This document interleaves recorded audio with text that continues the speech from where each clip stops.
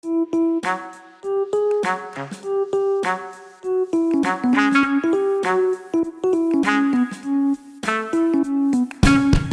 dans un nouveau vlog, on est le 28 août. Ce matin, on a fait une réunion avec Florian pour voir un petit peu ce que lui avait fait lundi et ce que moi j'allais faire aujourd'hui et pour planifier un peu la semaine. Donc on a une semaine qui est assez chargée et on verra un petit peu ce qui se passe cette semaine pour la suite du vlog.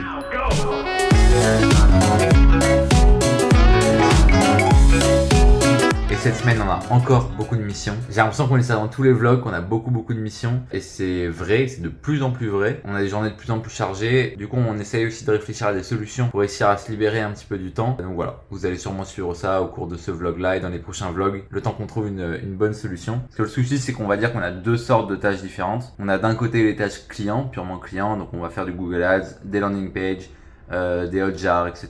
Et à côté, on a tout ce qui est en rapport avec l'agence, l'outil. Donc comme on vous l'a déjà dit dans des vlogs précédents, on fait passer toujours les tâches clients en premier, donc ça va. Mais le problème c'est qu'on a de moins en moins de temps pour faire les tâches l'outil. Donc la plupart du temps c'est les tâches qu'on vous filme, les tâches qui sont en rapport avec l'outil, avec la communication, le marketing. Et le fait finalement de faire grossir l'agence, d'aller chercher de nouveaux clients, d'améliorer notre image de marque, etc. Donc voilà, on va chercher un petit peu des solutions pour gagner un peu du temps sur différents processus. On vous tient au courant.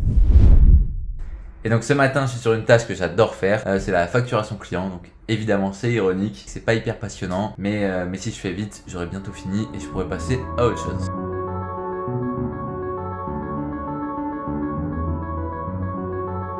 Aujourd'hui, c'est une journée qui est un peu répétitive parce qu'en dehors de la facturation, j'ai la même tâche toute la journée, plus sûrement demain matin. C'est les Hotjar. J'en avais déjà un petit peu parlé dans un vlog précédent, mais grosso modo, c'est la possibilité de voir ce que font les utilisateurs d'un site. Et du coup, on peut voir où est-ce qu'ils cliquent, qu'est-ce qu'ils font sur le site, etc.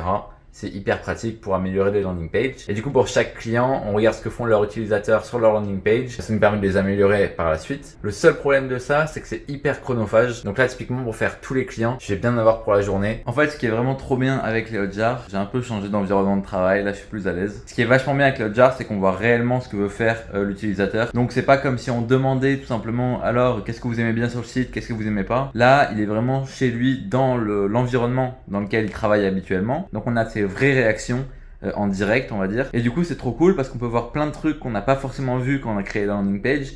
Par exemple, un bouton qu'on pensait être très visible et qui en réalité l'est pas du tout. Du coup, j'ai en profité pour vous dire quelques améliorations que j'ai notées. Comme ça, vous allez un peu comprendre à quoi ça nous sert. Alors du coup, j'ai choisi de vous parler de 3 améliorations différentes sur 3 clients différents. La première, c'est pour une agence immobilière. J'ai vu que sur le formulaire qu'on fait remplir aux utilisateurs, il y avait une question qui passait pas trop. Les gens voulaient pas y répondre.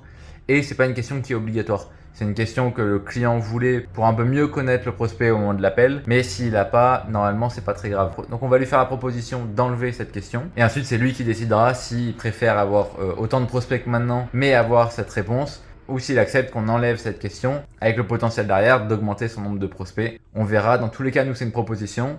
C'est son choix derrière. Mais c'est une proposition qu'on va un peu appuyer. Le deuxième, c'est un centre esthétique avec une liste de tarifs. Et il y a beaucoup de personnes qui cherchent à cliquer sur les tarifs pour réserver. Et actuellement, les tarifs sont non cliquables. Donc, ils cliquent sur un chiffre.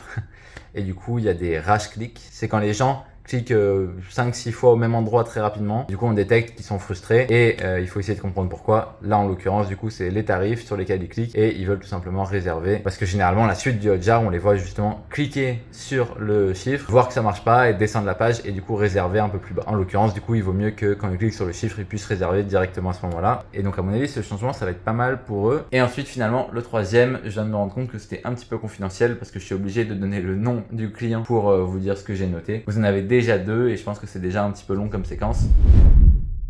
C'est quand même très sympa de pouvoir travailler avec cette petite vue. Ça reste des immeubles, mais bizarrement le fait qu'ils soient américains, ça rajoute un charme à tout ce béton. Et là-bas il y a un building un petit peu connu qui a été dans un James Bond notamment.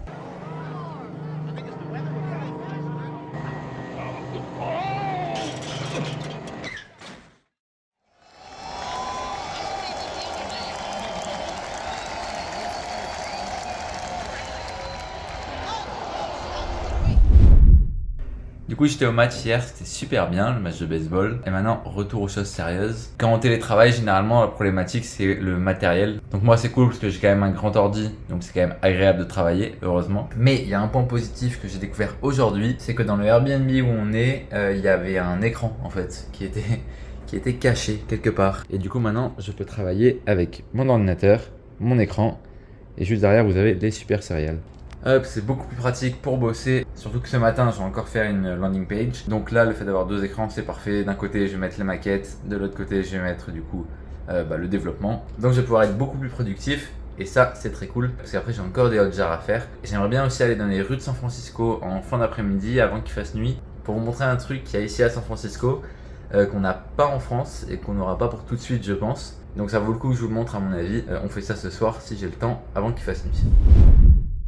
Actuellement à San Francisco, il y a la Google Cloud Next. C'est une très grosse conférence sur les serveurs de Google, enfin sur le service en gros de Google lié au serveur, bref, et il parle beaucoup d'IA. Et c'est pas très loin de chez nous, parce que ça du coup c'est une vidéo que vient de m'envoyer Mathieu. C'est l'ami que vous avez vu une fois sur un rush ici et avec qui je suis parti à San Francisco et qui monte aussi ce vlog d'ailleurs. Et du coup là il est pas très loin de l'appartement et c'est toute la Google Cloud Next. Ici c'est le live qui est en direct.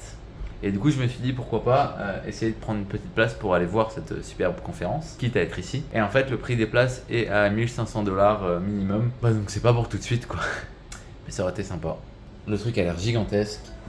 Nous, on retourne à nos landing pages et puis c'est parti.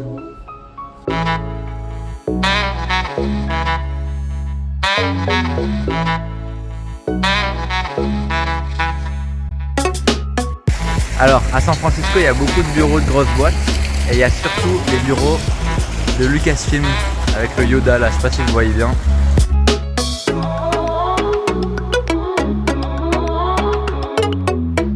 J'ai pas encore trouvé ce que je voulais vous montrer, mais il y a quand même ça en attendant qui est plutôt pas mal. Une superbe vue sur le pont de San Francisco, le Golden Gate. Là, ça va faire quasiment 2 semaines qu'on est ici du coup, mais franchement, à chaque fois qu'on passe devant, ça reste vraiment très beau.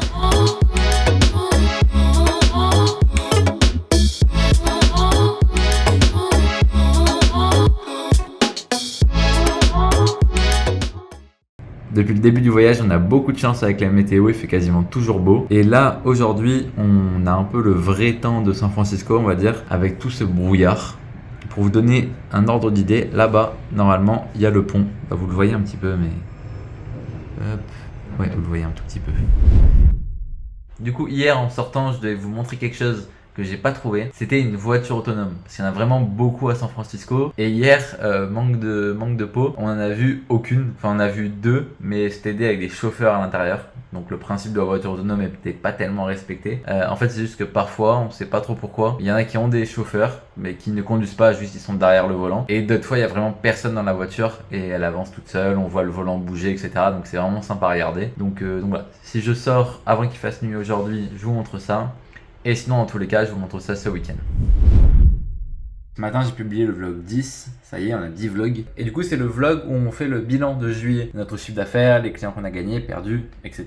Et ça vous a plu. Nous aussi, ça nous a plu de le diffuser. Donc du coup, on va le faire tous les mois. Juste là, j'avoue, on l'a pas prévu avec Florian. Et du coup, là, on est vendredi. Et en France, il est 23h30. Donc clairement, on va pas le prévoir aujourd'hui avec Flo. Donc, le bilan, vous l'aurez la semaine prochaine dans le prochain vlog. Et c'est un teasing que je vous fais. En attendant, moi aujourd'hui, j'ai finalisé quelques petits détails sur des landing pages. J'en ai encore 3 à faire au total. Et après, ça sera bon, normalement, pendant au moins 2-3 semaines. Donc d'ici à ce que je rentre en France. Bon, j'ai toujours pas trouvé de voiture autonome, donc on verra si j'en vois ce week-end. Là, par contre, je vous emmène dans un endroit de San Francisco qui est vraiment très beau. Promis, c'est pas un vlog de voyage, mais quand même cet endroit vaut le coup. Et pour ceux qui s'intéressent à Star Wars, il faut savoir que c'est le bâtiment qui a inspiré le palais de la reine Amidala. Pour l'anecdote, comme ça vous êtes peut-être encore plus intéressé par le voir et je vous le montre tout de suite.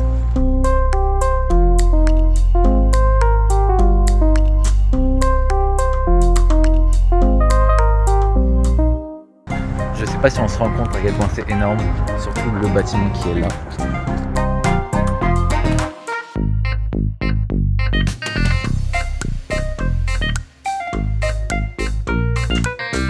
Je pense sincèrement que c'est impossible de se lasser de cette ville. Bon, finalement j'en ai trouvé une, pas en pleine journée, mais la voilà.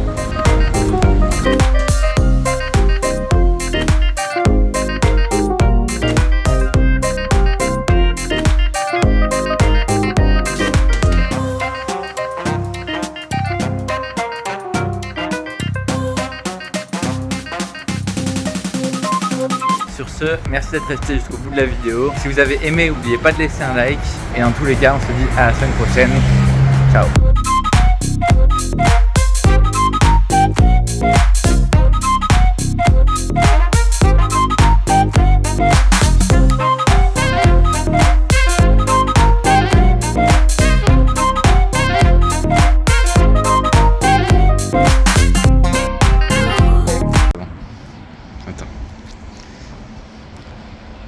Je me suis jamais senti aussi touriste et aussi